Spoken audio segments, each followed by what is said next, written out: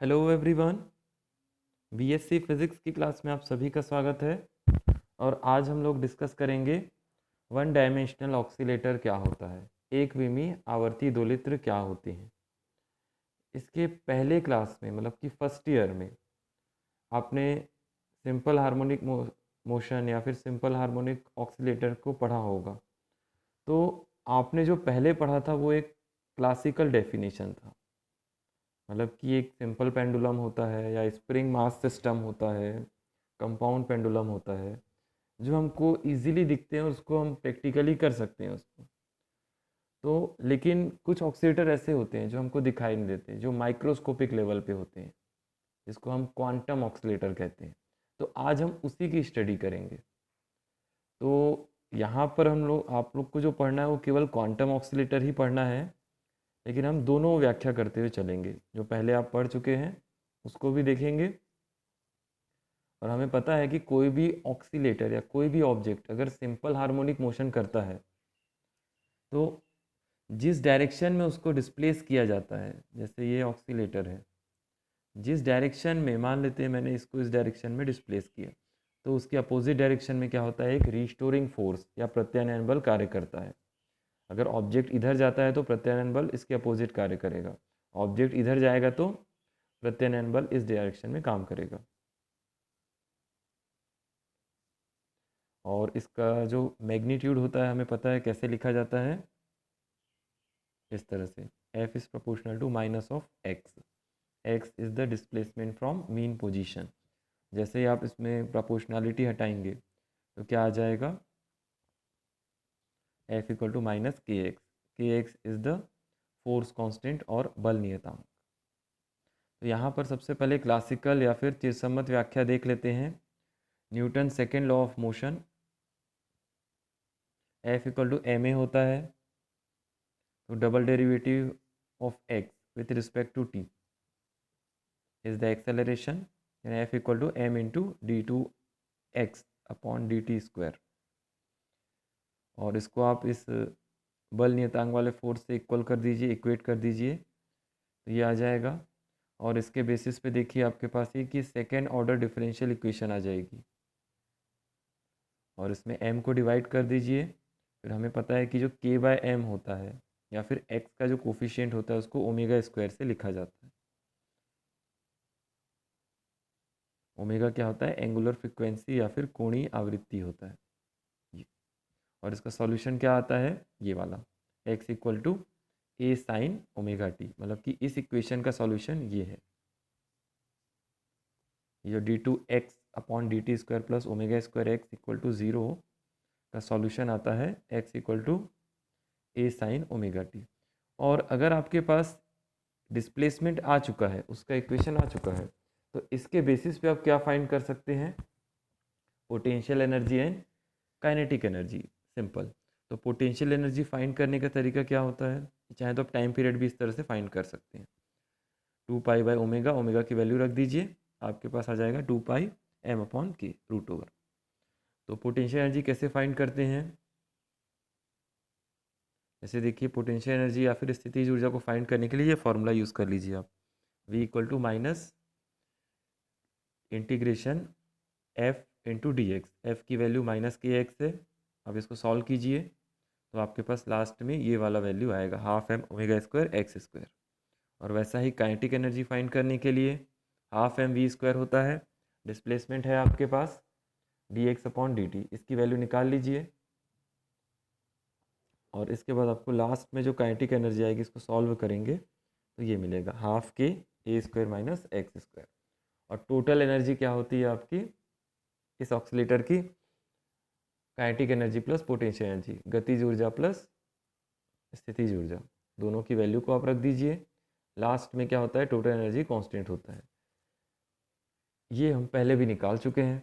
तो आप इसको केवल पढ़ने का उद्देश्य ये है कि स्टैटिस्टिकल फिजिक्स हम जो पढ़ रहे हैं उसके बेसिस पे हमें क्लासिकल में क्या पता चला था, और फिर जब इसी प्रिंसिपल को हम माइक्रोस्कोपिक लेवल पे, मतलब कि किसी थर्मोडायनामिकल सिस्टम में जो पार्टिकल्स पाए जाते हैं उनका भी वाइब्रेशन होता है, उनको भी ऑक्सीलेटर लिया जाता है, लेकिन उसमें ये क्यों नहीं अप्लाई कर सकते, उसको हम समझेंगे। फिर उसके लिए नए ऑक्सीलेटर की कल्पना की गई जिसको हम क्वांटम ऑक्सीलेटर कहते हैं। तो समझते हैं इधर इसमें क्या कह रहे हैं कि जो ऑक्सीलेटर, पहला पॉइंट है कि सरल आवर्ती गति कर रहे कण का दोलन आयाम ए कुछ भी हो सकता है। दोलित्र की ऊर्जा ई के सभी मान संभव हैं, ये भी है, जीरो भी हो सकता है, ए जीरो भी हो सकता है, ए की वैल्यू आप कुछ भी रख लीजिए, एनर्जी आपकी क्या होगी, कांस्टेंट होगी, ये कह रहे हैं। X equal to plus minus A की सीमा के अंदर, सीमा के बाहर चूंकि कण की गतिज ऊर्जा ऋणात्मक होगी, जो कि संभव नहीं है। मतलब कि एक्स इक्वल टू पॉजिटिव, मतलब कि राइट साइड डायरेक्शन मान लीजिए, और ये इस तरह से, जैसे ये ऑक्सीलेटर है, ये हो गया आपका प्लस ए डायरेक्शन, और ऑक्सीलेटर अगर इधर आता है तो ये माइनस ए डायरेक्शन। अब इसके बाहर अगर बोले, तो इसके बाहर अगर बोले तो कण की गतिज ऊर्जा क्या हो जाएगी, नेगेटिव हो जाएगी, जो कि ये संभव नहीं है, क्योंकि कण इसके सिंपल हार्मोनिक मोशन की कंडीशन होती है कि जितना डिस्प्लेसमेंट को जितना कम रखा जाए, मतलब कि ए की वैल्यू भी क्या होगी, एक लिमिटेड कंडीशन में होगी। मतलब कि क्लासिकल नेचर या सिंपल हार्मोनिक की कंडीशन को सेटिस्फाई कराने के लिए हमें ये ध्यान रखना बहुत ज़रूरी होता है। फिर इसके बाद ये कह सकते हैं कि x equal to plus minus A इस क्लासिकल ऑक्सीलेटर की लिमिट होगी या इसकी सीमा होगी। इसके बाहर दोलित्र का सिंपल हार्मोनिक मोशन पॉसिबल नहीं है। दोलित्र का वेग माध्य स्थिति पर अधिकतम तथा सिरों पर शून्य होता है, ये करेक्ट है। x equal to plus minus A पे ज़ीरो होगा, और at x equal to zero पर या फिर माध्य स्थिति पर अधिकतम होगा, क्योंकि अगर काइनेटिक एनर्जी की ही बात की जा रही है यहाँ पे। माध्य स्थिति में दोलित्र में पाए जाने की प्रायिकता न्यूनतम होती है, सिरों पर पाए जाने की प्रायिकता अधिकतम होती है। ये सिंपल सा आपको ये डायग्राम भी दिख रहा होगा, ये वाला प्लस माइनस ए भी लिखा हुआ इधर, इसको आप आसानी से देख सकते हैं। फिर दोलित्र का वेग माध्य स्थिति पर अधिकतम, ये पढ़ लिया हमने। इसके बाद यहाँ पर देखिए जो ये जो हमने 3 पॉइंट पढ़ा वो क्लासिकल था, और ये पोटेंशियल एनर्जी के साथ कर्व को बताता है कि हमारा जो पार्टिकल है वो इस रीजन की, इस पोटेंशियल रीजन के अंदर ही पाया जाएगा। अगर हम इसको यहाँ डिस्प्लेस करेंगे तो पार्टिकल यहाँ से यहाँ इस तरह से दोलन गति करने लग जाएगा, और इसके प्लस माइनस ए के बाहर, मतलब कि इस ऑक्सीलेटर के बाहर उसकी कोई अस्तित्व नहीं होगा। इसके बाहर अगर चले भी जाता है तो उसका मोशन सिंपल हार्मोनिक मोशन नहीं होगा। तो इसलिए हमें एक लिमिट रखनी पड़ती है कि पार्टिकल अपनी माध्य स्थिति के दोनों ओर गति करे। इसलिए हमें ध्यान रखना पड़ता है कि उसकी कुछ लिमिट सेट कर दें कि वहीं तक उसको डिस्प्लेस करेंगे। या फिर प्लस माइनस ए को आप ये कह सकते हैं कि maximum displacement from the mean position, माध्य स्थिति से अधिकतम विस्थापन क्या होता है उसका आयाम होगा या ए रहेगा। फिर देखिए यहाँ पर क्वांटम सांख्यिकी या फिर क्वांटम यांत्रिकी के अनुसार टाइम इंडिपेंडेंट या काल अनाश्रित एक विमीय श्रोडिंगर समीकरण कुछ इस तरह से रिप्रेजेंट किया जाता है, जैसे आपको कल मैंने बताया था, d2 psi upon D X square plus 2m upon H cut square E minus V psi equal to zero. E क्या है, टोटल एनर्जी है, वी क्या है, पोटेंशियल एनर्जी है। और यहाँ पर सेम इसी को यूज़ करेंगे, लेकिन यहाँ पे वी की वैल्यू को रखने पड़ जाएगी। वी की वैल्यू कितनी होती है हमें पता है, हाफ के एक्स स्क्वायर। इसकी वैल्यू को आप रख दीजिए इस इक्वेशन में, इस इक्वेशन में आप v की वैल्यू को रख दीजिए, तो आपके पास देखिए इस तरह से कुछ वैल्यू मिलेगी। ठीक है, इस तरह से आपने अगर इसमें वैल्यू रख दी और उसके बाद इस तरह से इसको क्या करना है, सॉल्व करना है। मतलब कि जो ई वाला टर्म आपको यहाँ दिख रहा है इसको आप RHS साइड में लेके आ जाइए, और इसमें कुछ कंसिडरेशन करना है हमें। एम के अपॉन एच कट स्क्वायर को अल्फा स्क्वायर मानना है, और 2me upon H cut square को एप्सिलॉन मानना है। और इसके बाद देखिए ये आपका इक्वेशन आ गया, ये second order non homogeneous equation होगा। अब इसके बाद हम लोग क्या करेंगे, इसको इन जनरली नॉन होमोजीनियस इक्वेशन होता है मतलब कि RHS में 0 नहीं है, तो इसके दो सॉल्यूशन होते हैं। एक आपका अनंत स्पर्शी होता है, असिम्प्टोटिक सॉल्यूशन होता है, और एक सॉल्यूशन आपका क्या होता है, पर्टिकुलर इंटीग्रल वाला सॉल्यूशन होता है। तो उसको हम देखेंगे थोड़ा सा। तो अनंत स्पर्शी सॉल्यूशन निकालने के लिए हम क्या करेंगे, सिंपल ये जो RHS है उसको 0 के इक्वल पुट करेंगे। RHS जो आपको यहाँ दिख रहा है उसको 0 के इक्वल पुट करेंगे, और फिर बाद में उसका और सॉल्यूशन निकालने के लिए हम क्या करेंगे, इसको फिर से वापस रख के सॉल्व कर सकते हैं। तो सिंपल सा ये आपका सेकेंड ऑर्डर होमोजीनियस इक्वेशन हो गया, जिसका अनंत स्पर्शी या असिम्प्टोटिक सॉल्यूशन है।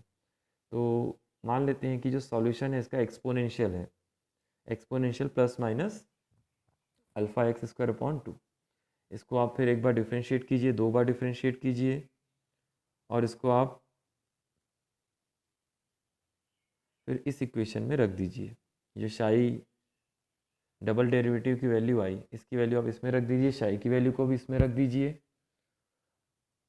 और फिर लास्ट में अगर आप देखें तो इसका जो सॉल्यूशन आपको मिलेगा वो दो सॉल्यूशन हमने लिया था, एक प्लस और माइनस। तो अगर हम इसको लास्ट में पुट करके देखेंगे इसमें, तो हमें यहाँ पर ये पता चलता है कि जो प्लस वैल्यू हमने ली थी वो काम की नहीं होगी, क्योंकि अगर मैं x की वैल्यू को 0 प्लस ए प्लस माइनस ए रखूँ, तो वहाँ पर एक इम्पॉर्टेंट कॉन्सेप्ट बनता है कि अगर यहाँ पर मैं पॉजिटिव लेता हूँ तो 0 के लिए करेक्ट है, ठीक है, नेगेटिव लेता हूँ। लेकिन अगर इन्फिनाइट की बात करूँ, क्योंकि हमें क्वांटम ऑक्सीलेटर की बात करनी है, तो क्वांटम ऑक्सीलेटर में मेन रीज़न ये होता है कि वहाँ पर आप लिमिट सेट नहीं कर सकते। एक बॉक्स के अंदर एक लिमिट है, लेकिन उसके अंदर उसका डिस्प्लेसमेंट कितना है आप नहीं बता सकते। मतलब कि सिस्टम के अंदर जो पार्टिकल है वो अनियमित गति कर रहा है, और उसका जो वाइब्रेशन है वो कुछ और भी हो सकता है। तो इसलिए अगर मैं इन्फिनाइट की बात करूं, तो अगर x equal to plus infinite आप रखते हैं या फिर इन्फिनाइट केवल रखते हैं, तो प्लस वैल्यू वाला आपका क्या आएगा, पूरे सॉल्यूशन को इन्फिनाइट कर देगा, और माइनस वाला रखेंगे तो उसको फाइनाइट रख देगा। मतलब कि एक्सपोनेंशियल अगर मैं प्लस को ले चलूँ तो अल्फ़ा इन्फिनाइट बाय 2, तो कितना आ जाएगा इसकी वैल्यू, इन्फिनाइट। लेकिन अगर मान लेते हैं मैं इसी में exponential minus alpha infinite by 2 रखूँ x की जगह, तो क्या आ जाएगा, देखिए एक्सपोनेंशियल माइनस इन्फिनाइट क्या आता है, 0, मतलब कि इसकी वैल्यू को मिनिमम कर देगा, फाइनाइट हो जाएगी। तो एक्सपोनेंशियल की माइनस वैल्यू हमें लेना ज़्यादा कारगर सिद्ध होता है। यही चीज़ें यहाँ पे लिखी हुई है, ठीक है। ये ध्यान रखना है कि हमें क्या करना है, सिंपल सा सॉल्यूशन जो है पॉजिटिव वाला नहीं लेना है, इसके हल संभव नहीं होंगे, क्योंकि हमें देखना पड़ता है क्वांटम मैकेनिक्स में कि जो हमने वेव फंक्शन लिया है प्लस माइनस लिया था, लेकिन उसमें से कौन सा सॉल्यूशन पॉसिबल है। तो उसको चेक करने का एक तरीका मैंने आपको बताया कि आप पहले 0 वैल्यू रख के देख लीजिए, उसकी मैक्सिमम वैल्यू आती है तो क्या हो जाएगा, वो अलाउड है, और आप इन्फिनाइट रख के देख लीजिए। इन्फिनाइट में अगर वो इन्फिनाइट आता है तो वो सॉल्यूशन पॉसिबल ही नहीं है, मतलब कि डिसाइडेड ही नहीं है। अगर इन्फिनाइट रखने पे उसकी वैल्यू 0 आती है, मिनिमम आती है, तब वो सॉल्यूशन पॉसिबल होगा अकॉर्डिंग टू क्वांटम मैकेनिक्स। और इसका व्यापक हल क्या हो सकता है, सिंपल सा एक फंक्शन को हम क्या करेंगे, मल्टीप्लाई कर देंगे, और यहाँ पर हम क्लियर कर चुके हैं कि exponential minus alpha x square upon 2 रहेगा इसका सॉल्यूशन, और इसके बाद डायरेक्ट इसको सॉल्व करेंगे, और फिर से आप इसको रख दीजिएगा, और इसको थोड़ा सा मैथमेटिक्स टर्म से आप इसको सॉल्व करके देखिएगा एक बार, ठीक है। इसको मैं थोड़ा सा स्किप कर रहा हूँ। लास्ट में आपके पास जो इक्वेशन आएगा इसमें हर्माइट पॉलिनोमियल का भी यूज़ करना है, तो आप चाहें तो डायरेक्ट इसको भी याद रख सकते हैं, ठीक है। तो हर्माइट पॉलिनोमियल का यूज़ करना है, तो यहाँ पर आप डायरेक्ट चाहें तो इसको भी रख सकते हैं, ठीक है, या फिर आप चाहें तो इसको भी डायरेक्ट याद रख सकते हैं, ये वाली वैल्यूज़। सिंपल हार्मोनिक मोशन के लिए। ठीक है, बेसिक मैथमेटिक्स से उसको सॉल्व करके देखिएगा, नहीं समझ में आता उसको कमेंट सेक्शन में आप पूछेंगे। ठीक है, ये इसका सॉल्यूशन है। जो HN लिखा है हर्माइट पॉलिनोमियल है। आपको इस सेकेंड ईयर की क्लास के लिए हर्माइट पॉलिनोमियल क्या होता है उतना समझने के लिए केवल आप ये ध्यान रखिएगा कि n की वैल्यू अगर 0 है तो हर्माइट पॉलिनोमियल 1 होता है, n की वैल्यू अगर 1 है तो हर्माइट पॉलिनोमियल 2y के बराबर होगा। y यहाँ पे अलग फंक्शन लिया गया है हर्माइट पॉलिनोमियल के लिए। वैसा ही और भी वैल्यू पॉसिबल है, n=2 के लिए भी और n=3 के लिए भी। उसके अकॉर्डिंग हमारा वेव फंक्शन क्या होता है, चेंज होता है क्वांटम ऑक्सीलेटर के अकॉर्डिंग। और अगर आप न्यूनतम स्टेट को निकालना चाहते हैं तो n की वैल्यू को आप 0 रखिए। इसमें इस इक्वेशन में आप क्या कीजिए, n की वैल्यू को 0 रखिए और 0 रखने के बाद आपके पास ये सॉल्यूशन आएगा। आप चाहें तो इसको भी याद रख सकते हैं, या फिर n की वैल्यू को 1 रखेंगे तो ये कुछ इस तरह से सॉल्व आएगा, लास्ट में ये वैल्यू आएगी। ठीक है, तो आप देख सकते हैं आसानी से कि n के वैल्यू 0 मतलब कि लोएस्ट स्टेट, प्रथम उत्तेजित अवस्था मतलब कि फर्स्ट एक्साइटेड स्टेट n=1 पर, n=2 पर भी आप रख सकते हैं। और इसके अकॉर्डिंग आप क्या कर सकते हैं, इसके वेव फंक्शन को भी निकाल सकते हैं। ये देखिए ये n=0 पर है, ये जो आपको दिख रहा है ये वाला n=0 पर है, मतलब कि ये जो ऊपर आपको फंक्शन दिख रहा था ये वाला n=0 वाला, ये इसका ग्राफ आपका x के साथ ये है n=0 पर, n=1 पर ये वाला है, n=2 पर ये वाला है। मतलब कि n क्या बताता है यहाँ पर, एक्साइटेड स्टेट को बताता है, n या फिर स्टेट्स को बताता है, एनर्जी स्टेट्स को। और प्रायिकता फलन हमें निकालना है तो क्या करना होगा, सिंपल सा आप उसको मॉड स्क्वायर कर लीजिए।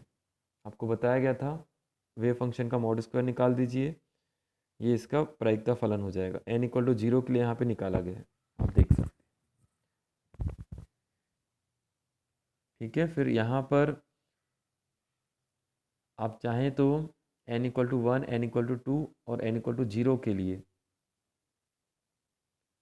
प्रायिकता फलन के साथ x का चेंज भी आप देख सकते हैं। ये है, ये आपका n=0 लिखा हुआ है, n=1, n=2, ये प्रायिकता फलन है। शाई ये ऊपर के जो ग्राफ थे वो क्या थे,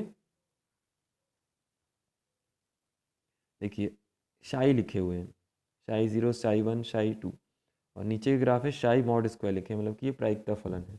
हमें इसका मतलब है, इससे मतलब है ज़्यादातर।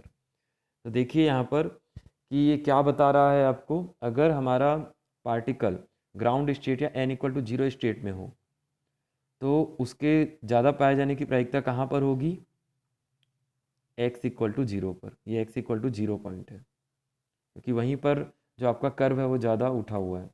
वैसा ही देखिए यहाँ पर अगर हम इस स्टेट में देखें n=1 पर, तो पार्टिकल के पाए जाने की ज़्यादा प्रायिकता आपको कहाँ दिख रही है, यहाँ पर। ये कौन सा होगा, a/4, या फिर आप इसको ये लिख सकते हैं कि a/2, a/2 इस तरह से, क्योंकि ये प्लस a है, ये माइनस a है और ये प्लस a है, तो इसके बीच की वैल्यू क्या हो जाएगी, a हो जाएगी। तो इसके बेसिस पे हमारे पास ये दो वैल्यू मिलेगी। वैसा ही हमारे पास अगर पार्टिकल सिंपल हार्मोनिक मोशन करता है क्वांटम मैकेनिकली, तो इसके 3 रीजन हमको मिलेंगे, इसके पाए जाने की प्रायिकता इधर इधर ज़्यादा होगी।